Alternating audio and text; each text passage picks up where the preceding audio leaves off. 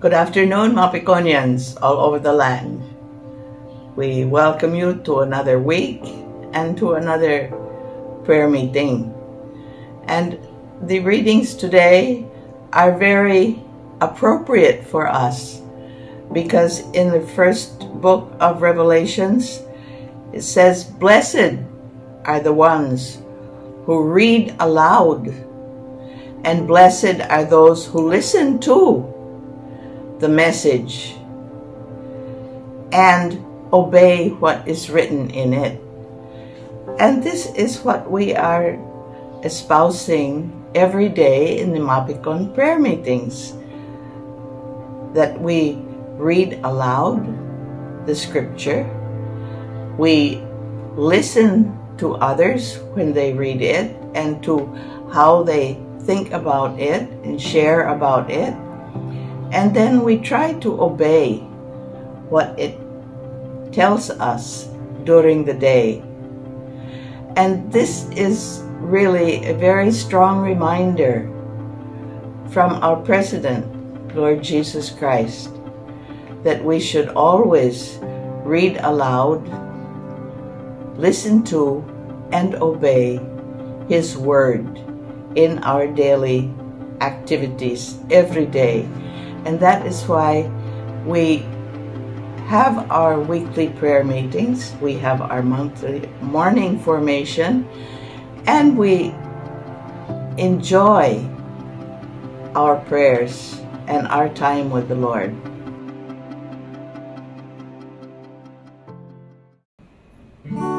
You were the Word at the beginning, one with God the Lord Most High, and your hidden glory in creation, now revealed in you are Christ. What a beautiful name it is! What a beautiful name it is! The name of Jesus Christ, my King. What a beautiful name it is! Nothing compares to this. What a beautiful name it is! The name of Jesus.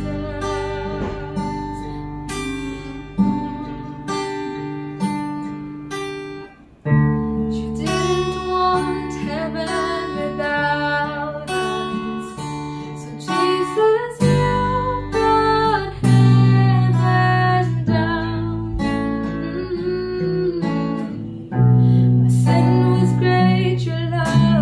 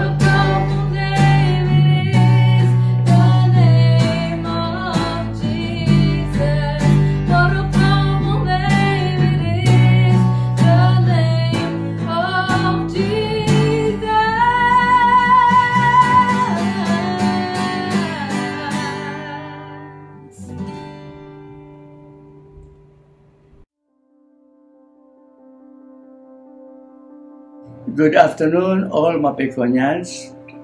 Again, there are many wonderful acts that our President Jesus Christ has done for us this past week. One, in spite of devastation caused by the recent typhoon, such as houses and even lives, all Mapiconians are safe. Two, the Mapicon main office and all the 46 branches are all able to pay their salaries of our fellow workers in spite during this difficult period. We thank everybody for doing the extra mile in achieving productive results.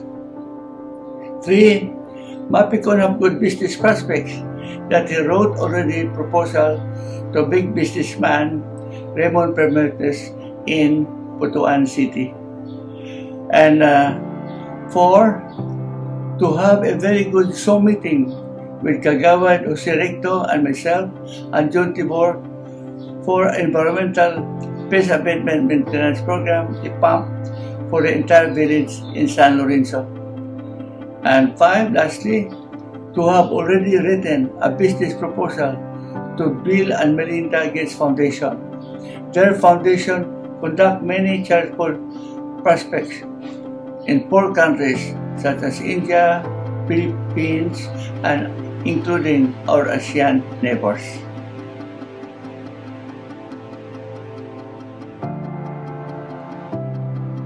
Maganda at mapagpalang araw sa inyong lahat. Sa mga nagsisimba, siguro napansin ninyo na ang readings ngayon ay puro galing sa Book of Revelation. Araw-araw yan, hanggang fiesta ng Christ the King, hanggang sa Sabado bago mag-Advent, ang readings ay galing sa Revelation. Ang Book of Revelation ay kakaiba kasi ito ay apocalyptic writing. Ang ibig sabihin ng apocalyptikos, Greek yan, ay to unveil or to reveal. Sa Tagalog, ibunyag, ilantag, or pahayag, which is the Tagalog name for revelation, pahayag. Medyo weird ang dating ng revelation kasi gaya ng mga apocalyptic literature, puno ito ng mga lengguwahe at imahe na highly symbolic. Biro mo, si Jesus Christ ay inilarawan bilang isang tupa na may 7 sungay, na may 7 mata. Ang bawat symbol na yan ay may hidden meaning. Tapos merong mga nakakatakot na creatures, mga dragon, ang Antichrist, mga numero gaya ng 666, mga katakot-takot na digmaan. Ayan, lahat yan ay pregnant with meaning. Bawat simbolo ay may ibig sabihin.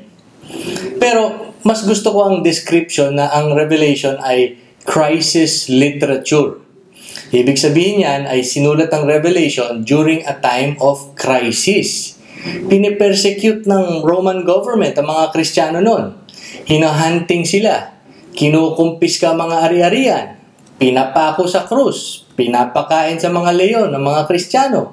Sinusunog sila ng buhay. So, dahil persecuted ang mga Kristiyano, kailangan magtago sila. At ang kanilang mga correspondence at literatura ay matalinhaga. Ang mensahe ng Revelation during that time of crisis ay huwag mawalan ang mga Kristiyano ng pag-asa na manatiling tapat sa gitna ng persecution, na makapangyarihan si Jesucristo at ultimately magtatagumpay ang puwersa ng kabutihan at matatalo si Satanas at ang buong puwersa ng kasamaan. Again, crisis literature. Sa Ingles, ang ibig sabihin ng crisis ay a time of great difficulty or trouble. Di ba sa mundo ngayon, we are in a health crisis. Meron ding climate crisis, peace and order crisis, economic crisis. Ang daming crisis. Pero sa Greek, kung saan nanggagaling ang word na yan, ang ibig sabihin ng crisis ay judgment. Ang connotation ay to make a judgment, to distinguish, to discern.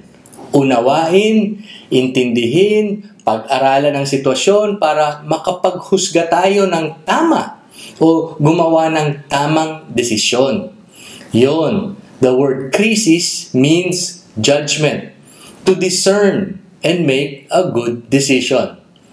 Yan ang hamon ng Book of Revelation, na sa gitna ng krisis, problema, paghihirap, pag-uusig, ay makagawa tayo ng good judgment at pumanig tayo sa Diyos at sa katotohanan. Ngayon, one way to understand Revelation is the battle of good versus evil, the battle of light versus darkness, the battle of the forces of Jesus Christ versus the evil forces of Satan. Ang bida ng Revelation ay si Jesus Christ. Sa verse 1 pa lang, nakasulat, the revelation of Jesus Christ. Sa gitna, si Jesus ang Lamb of God who rules over heaven and earth. Sa ending naman, ang tawag kay Jesus ay King of Kings and Lord of Lords. So, si Jesus ang pinaka makapangyarihan at pinaka panalo. Kung si Jesus ang bida, ang kontrabida naman ay si Satanas, ang Diablo. I-explain ko sa inyo ang isang paraan kung paano natin mai-apply ang mga tema ng Revelation sa panahon natin ngayon. Ang Diyos, the Father, Son, Holy Spirit, ay ang pinanggagalingan ng lahat ng KKK. Kagandahan, kabutihan, at katotohanan. In English, the source of all beauty and goodness and truth. Ang Diyos ang bukal nitong lahat. Lahat ng maganda, mabuti at totoo ay matetrace. Parang contact tracing. Matetrace pabalik sa Diyos. Tandaan niyo yan. Siya ang pinakaugat, pinakabukal, at pinakasimula ng lahat ng kagandahan, kabutihan, at katotohanan. Ang kabaliktaran naman yan ay si Satanas o ang Diablo. Dahil hindi creator ang Diablo at walang original powers, ang pwede lang niyang gawin ay manggaya, to imitate, to counterfeit, to falsify. Yan ang style ng Diablo. Gusto niya mag-offer ng kagandahan, pero fake na kagandahan. Gusto niya mag-alok ng kabutihan, pero artificial, di tunay na kabutihan. Gusto niya magbahagi ng katotohanan kuno, pero fake lagi. Gaya-gaya, puto-maya, magaling manguto, manloko, magpalsipika. So, dalawang panig. Ang totoong kagandahan at ang peking kagandahan. Ang totoong kabutihan at ang mapagkunwaring kabutihan na may hidden agenda. Ang totoong katotohanan, pwede ba yun? Totoong katotohanan. At ang peking katotohanan. That's the battle of Revelation. The original versus the fake.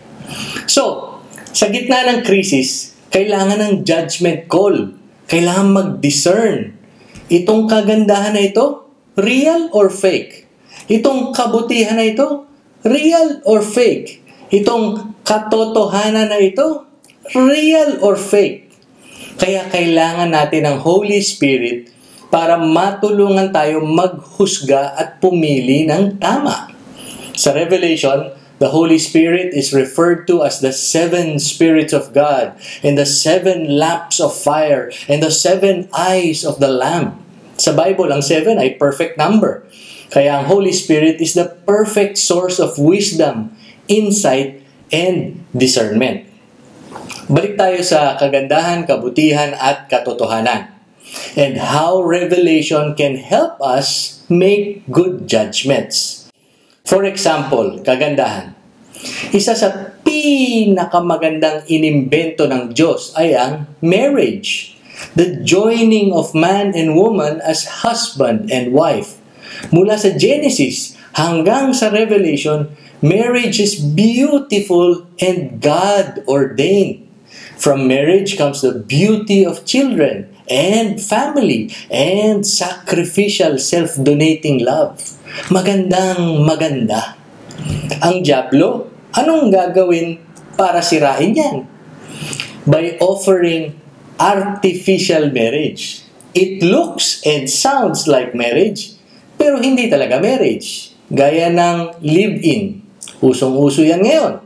Tara, magsama tayo, mag-sex tayo, mag-trial tayo, tingnan natin kung tatagal tayo o hindi. Parang okay, di ba? Merong love, merong union. Hindi ko huhusgahan ang mga nagli-live-in. Hindi ko trabaho yan. Pero ang masasabi ko ay, sayang. You are missing out on so much more.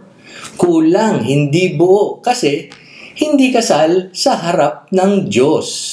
The beauty of marriage is that it is total, all out, no? Committed. Yeah, in sickness and in health, for richer, for poorer, till death do us part. Super committed yan hanggang mamatay.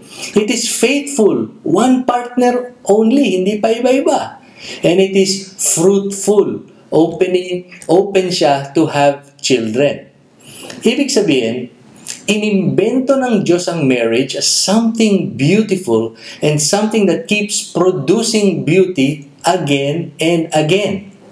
Ang problema sa live-in or artificial marriage ay walang divine covenant involved. Parang kontrata lang na pwedeng masira o di sundan ng kontrata. Pero ang kasal sa simbahan ay hindi kontrata, it's a covenant, an exchange of self to the other in the presence of God. So, gets nyo yun? Something super beautiful versus something na parang beautiful. Kaya my Kuya Mars, my Ate Ruth, and my parents, tinutulungan talaga namin ang mga couples na hindi pa kasal sa simbahan na magpakasal sa simbahan. We help them because there is great beauty and blessings in sacramental marriage. Another example, kabutihan. One great good is government. A government is approved in the Bible and we are to pray for our leaders in government. Why? Government gives us peace and order and gives people services that make life better. Magandang kabutihan ng government. It's for the common good. So anong gagawin ni Satanas? Hahanap siya ng paraan para alukin tayo ng parang good government. Pero hindi naman talaga. Gaya ng Roman government noon, it offered Pax Romana to its people, peace and prosperity. Okay yan. Pero, kawawa naman ang sino mang kumontra sa kanila. Dead balls, no? The emperors were called sons of the gods. So when Christians started calling Jesus the Son of God, lagot na. Persecuted na lahat ng Kristiyano. Hanggang ngayon, nangyayari yan. Governments, gaya ng communist and authoritarian countries, no? They give promise of peace and prosperity to the people, pero pinapersecute naman ang simbahan. Pinaparusahan ng mga leader ng simbahan. Pinapahirapan ng sino mang kumontra dito. Ayan, crisis, judgment ang kailangan. In times like this, Revelation calls us to exercise judgment para makita natin ang tunay na kabutihan versus yung nagpapanggap lang ng kabutihan. Lastly, katotohanan. Hindi ko kailangan i-explain yan kasi ngayon usong-uso ang fake news. Ang masasabi ko lang itong salita ng Diyos na pinag-aaralan natin ay ang purong katotohanan. Kaya masaya akong naglilingkod bilang alagad ng salita ng Diyos. Mag-ingat po tayo, gaya ng sabi sa Revelation, sa lahat ng fake news, sa lahat ng kasinungalingan. Let me end with Revelation 2, verse 10. Do not be afraid of anything that you are going to suffer. Indeed, the devil will throw some of you into prison, that you may be tested, and you will face an ordeal for 10 days. Remain faithful until death, and I will give you the crown of life. Yan ang mensahe ng Revelation. Be faithful to the end. Maging tapat kahit anuman ang mangyari. To discern and exercise good judgment so we can be faithful forever. At dahil si Jesus ay nagtagumpay na, bibiyayaan niya ang lahat ng tapat ng buhay na ganap at kasiyasya. Ngayon at magpakailanman. Amen.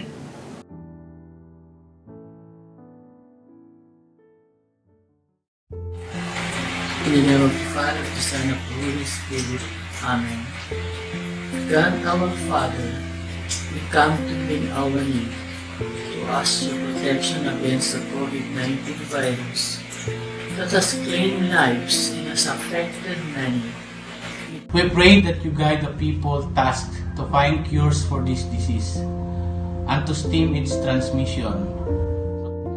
Protect the medical experts that they may minister to the sick with competence and compassion. We pray for those afflicted that they may be restored to health soon. Protect those who care for them. Grant eternal rest to those who have died. Give us the grace in His trying time to work to the good of all and to help those in need.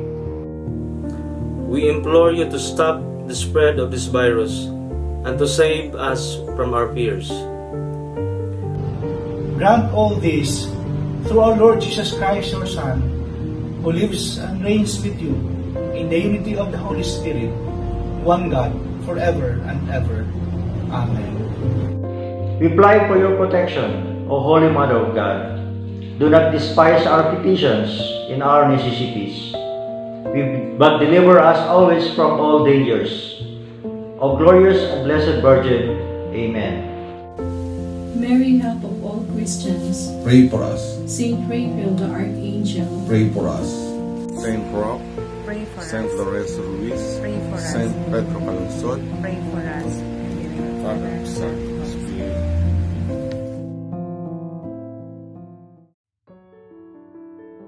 Let us pray. Father, we come to you in the name of your Son Jesus and ask that you bless us with more of your Spirit. Empower us with the gifts of the Spirit. Fill us with the Spirit so that we may have good judgment, the gift of discernment. Help us, Lord, at the time of crisis, during our times today. Help us to know what is truly beautiful, what is good, and what is true. Help us to detect and identify what is fake and artificial. We pray, O Lord, that you may help us see through whatever happens during our time, Lord, so that we may always choose to side on beauty, goodness, and truth. Deliver us, Lord, from all evil, from all the lies of the devil. And help us, Father, in these times to remain always faithful to the end. And we receive these gifts in Jesus' name. We also pray, Lord, for all those who are sick right now. Please heal them. We pray for all those who are in great need. Open heaven and respond to the needs of your people. And for all of us who have prayer intentions and requests, O Lord, hear us, Lord. Grant our prayers as we pray all of these in Jesus' name. Amen. Glory to the Father, to the Son, to the Holy Spirit, as it was in the beginning, is now, and ever shall be, world without end. Amen. My Almighty's plan to exalt Christ operates now by the power of the Holy Spirit. Amen and amen.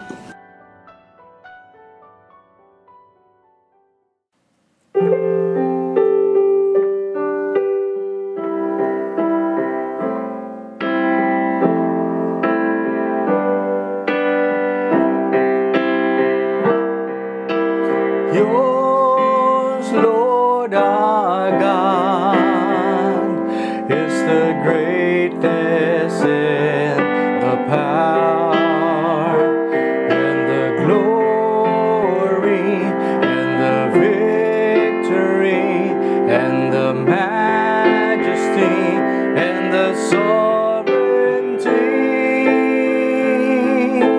Yours is the kingdom. Yours is my pecan, and you are exalted as head over